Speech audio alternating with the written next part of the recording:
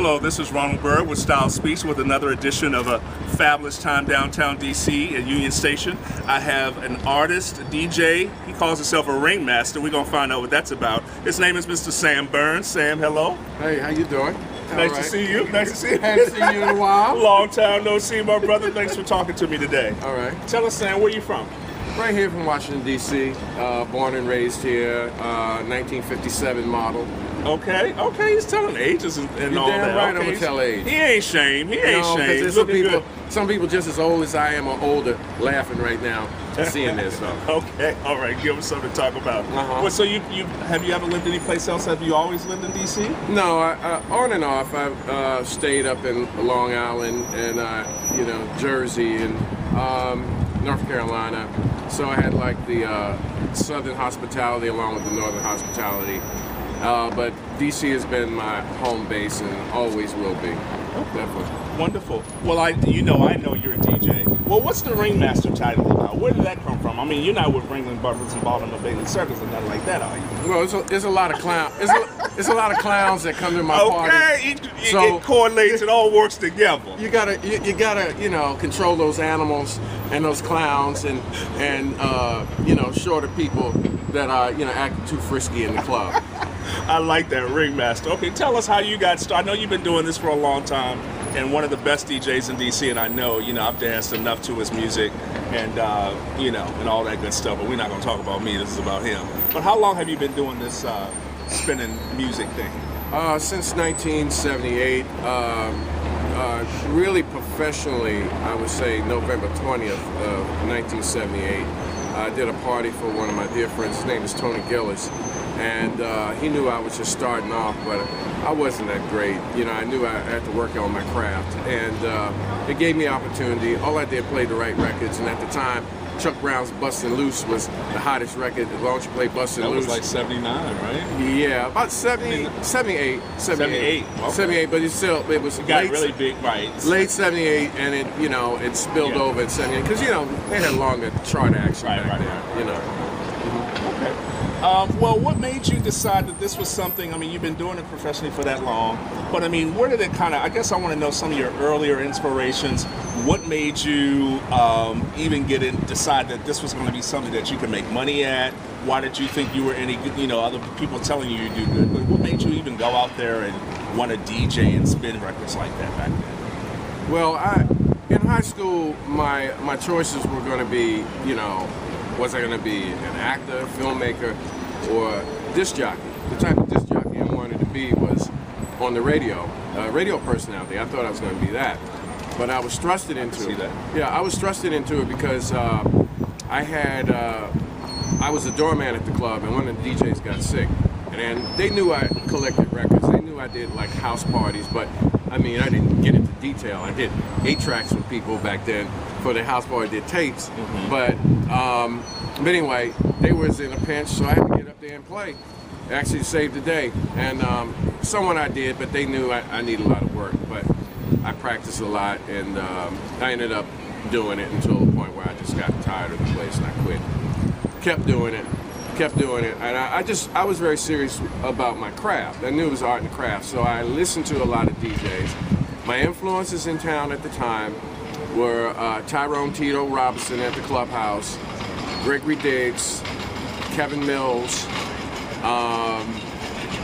There were Preston Powell, Tommy Hall here in DC, also Maniac McLeod. And there were so many other great human beings, some of them are no longer with us, that inspired me. And I still am inspired by different people from all walks of life. As long as someone has passion, that gets me fired up. Right. Because that's the fire that keeps you going. Right. So, I still carry that passion. I know I'm having more fun now than I had, back then. Is that right? Oh, absolutely. Well, that's interesting, and I'm going to have to go off the script here for a second that you say that, because, the music is definitely different now. Right. I can definitely attest to that. But is the clubs I mean, is that coming from a musical standpoint? Is the style and type of music that you're playing now? Or is it the venues that you're playing them in, or the people that you're having to deal with? What makes you make that comment? Why is that the way it is? Because I want to do it. I mean, anything you want to do, you take whatever steps to adapt. We live in an entirely different world. I mean, if you think, when I first started, or when it was the disco era going out, there was no cell phones, nobody's texting on the dance floor, you didn't have home entertainment system. Anybody who had any kind of home entertainment system would be like a VHS, and back then VHS were pretty expensive. Right. And up until like the 80s, when you had home entertainment, had expanded and progressed. So right now we live in a very fast-paced world now. So I take on the challenges of, you have people who are, you might say, have short attention span. So you realize that you have to play tunes tighter, play it tighter. Okay. And catch their attention. And where the ringmaster part comes in, I used to get on the mic, off the cuff, totally clown people, but bring the attention back to the party. Because, you know, usually certain parties you have DJs giving people instructions, you know, put your hands in the air and all that crazy stuff. You know, that interactive stuff. Yeah. But don't make me work to get my party on. Don't tell me what to do. Oh, I like to work. No, I like to work. Tell me what to do. I like to crack the whip on them, you know, but have them laughing and smiling.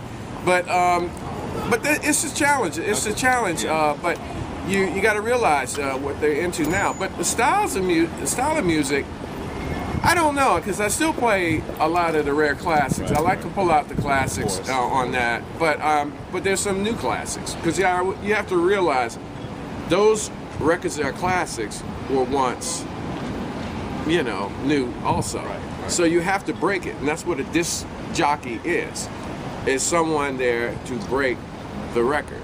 It's like a horse jockey is to break the horse in so you can ride him. It's like you buy some shoes, since it's fashion, and you get some shoes, you got to break them in until they feel comfortable. Okay. So you have to break the audience in with something new. You have to present it in a way that you sell the record. Like they say, oh man, I got to get that. Right. Okay, what is that? Right. So that's what I do. Wonderful. Well, as we transition into this era where I think style is definitely in the forefront. The styles have changed over the years. We keep talking about old school and back in the day. Well, how do you see, before I get into DC as a whole, how have you seen style change in the way that people party, the way that people go out to the clubs, in relation to, you know, how do you incorporate style in music? What do you see when you're out there? Well, marketing I would say marketing, because if you look at it now, style has changed in certain clubs. If it was the bottle clubs, they're very expensive. They're going to dress to the nines to go in. You got to have money to get in those spots. It's less about dancing. So it depends a lot on the venue itself. Right. It's always been the venue. Okay. You know, you might have a party that's really happening, but when you see the pictures, they're not action pictures. You'll see, you know, some beautiful girls, fashion, you know, smiling and cheesing, you know, say cheese, you know, the cheesy pictures, you know, hi. And you got some guy that's there, you know, lumbering over two little girls, two hot girls, or whatever. You see two dudes, but they never have two dudes standing together. Right. But that's a different party. Right. That's a whole different club, right? Yeah, well, it's a party. Okay, different party, right? It's a party. Okay. So, do you think that people? Because even back in the day, people did. When we dressed up, we didn't wear. It wasn't the grunge. We dressed up to go to the clubs and even the sock hops and the dances back in the day. Well, you people wore dance. Dress clothes, and people dance. So it wasn't even about getting your clothes on sweaty. Now it's more the attitude is, how do I look? You know, the women with the 7-inch stilettos and the guys in the European tailored suits, and they're trying to go out there and get their party on. They're getting their pictures on. Okay. You know, I swear to God, if I practice in stilettos, it's going to be really hard for me to be dancing in stilettos. Right. So there's no dancing. Like, I get back to it, you have certain parties, like the parties that I advocate, the parties that I do, they're dance parties. They're parties for people to come there to forget their problems and get over their hang-ups and find themselves. Just be yourself. I have a very broad demographics. Can you look good doing it? Yeah, if you look good doing it, you look good doing it. Okay. I mean, the problem is that too many people worry too much about image. Okay. And today, Speak, brother. Speak. yeah, because it's all about image, and image is everything. And image became more because we have the internet. So we look at images all the time. People take their Instagram pictures and they put it up, and they want to look good. But looking good and feeling good are two different things. When you feel good, you're gonna look good even more so. You can look good on the outside but feel like crap on the inside, so it doesn't count. So I mean, I like to make people feel good on the inside, so they will look good on the outside without the makeup, without the drag, without whatever they need to put on. But it just gets back today. We live in a very visual society today. Everybody has some kind of camera, phone, or whatever, and thinking about how many pictures you take. And two, people are more pedestrian. Back then, we used to go out and party and dance because if you think about it, that was the era of people.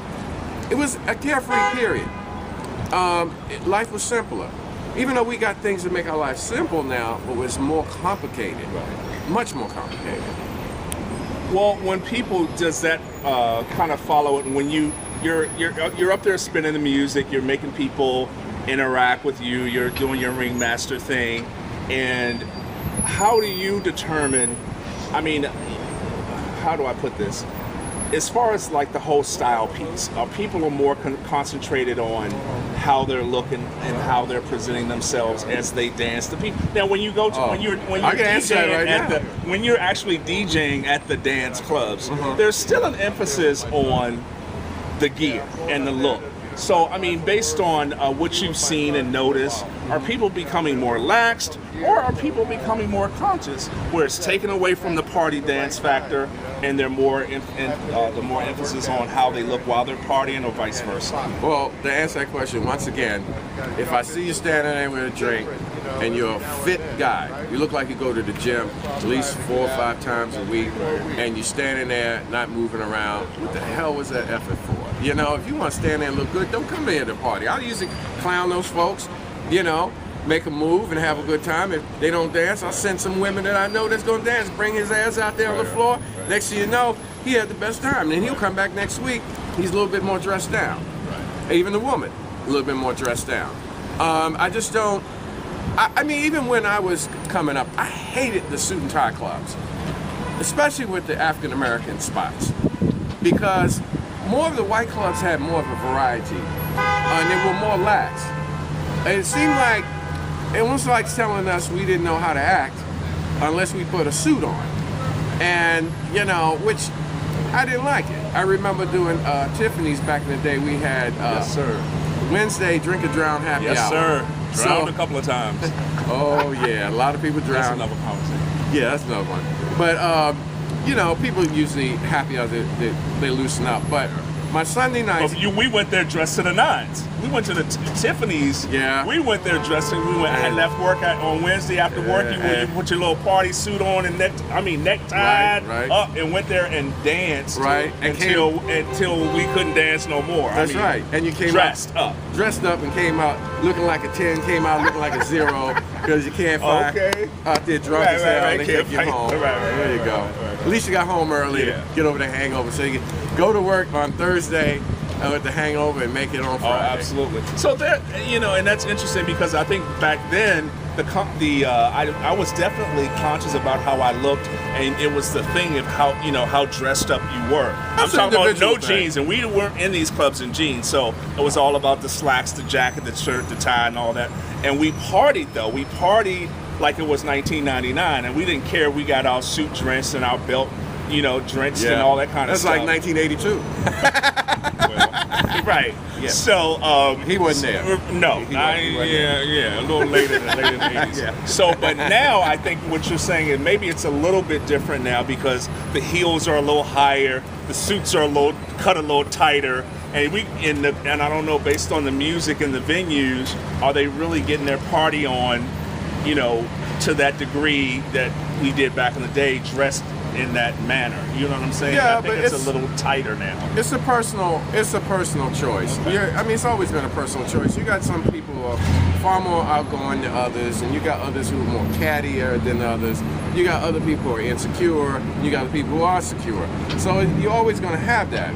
So it was happening back then, but now I think it's more now because, you know, back then you're going to go hear a DJ, but in some venues, you know, we're going to see a DJ, so they all standing there, like looking, almost, you know, standing there looking at the DJ, you know, a train spot. But that's not always the case. But I don't allow that to happen. I usually get on the mic and talk about them in such a way that they've never been talked to like that before. I'm sure. And I smile at them and laugh and tell them, you know, have a wonderful night, you know, with a smile on my face. But always do it with a smile on your face. Meet me, curse somebody out, do it with a smile on your face. With a smile. Get it from Sam Burns. That's right. They make you get cursed out. Just make sure they smile before you reach back and slap them. No, I smile. Okay. Well, overall, and we'll bring this to a close. Overall, when you're out and about in the streets of DC, what's your perception? I know you spend a lot of time in your line of work. You spend a lot of time at night in clubs and seeing people in their element, whatever. But when you're out and about in the streets of DC, I guess I'm trying to bring a lot of attention and focus on style and how people kind of view DC being on the map is one of the fashion methods. People kind of laugh at me when I ask that question, or some people kind of put DC up a little higher than others. But what's your perspective on just your overall sense of people being conscious of what DC brings as far as being part of that fashion piece? Well, anytime when you have a town like DC, I've seen Washington go from the period of the riots from '68, the burning, the looting, to the drugs, to the point where it's urban blight, to then the renaissance of H Street and U Street and the gentrification. I mean, you have gentrification all over, to the point you got gentrification to a dance, the Harlem Shake, which really the real estate in Harlem is different. So, of course, they don't have no clue about any history, so that's why it's twisted. Right. But getting back about your question, answer your question, yeah, I mean, there's more money in town. And you got some people that don't cook their breakfast or cook their meals. So, that's absurd that you're cooking your own meal. You got some people that rich in this town, but it's also more money, like I said before. Over here at Union Station has changed dramatically. All over Washington, D.C. has changed dramatically. There's more money, so there's more style. Anytime when anybody sits up there and makes a building, they have background in architecture and art. So, there's some style in that. But DC's always had some style, but now it's some different style. You have people from other cities and towns and stuff like that, which this dream that you have might not be in fruition if we didn't have this town changing this way. This is a progressive town. It's gotten to be progressive in a lot of ways. The only people who are regressive are the people who are still staying in the past, living in the past. You cannot still live in the 80s, where here it is, it's 2013, and you're still there. It's all right to reminisce, but you cannot stay there. You can't stay stuck. You gotta live in the moment. You're happy. He said it. Don't stay stuck, y'all. Don't stay. Sam, thank you so much for talking to me today. Anytime. Taking out your time and Oh man, for you, man. And for a brother that I know that's been doing this for a while and had style from way back, him and his brother. I didn't pay him to say that. No, he didn't pay me to say that. I got excited. He called me and I was like, sure. And it was that easy. He was like, what? Really? I said, yeah, I'm in. I was honored to have you say yes. Oh yeah. Thank you very much for another edition of Style Speaks, and we'll see you next time.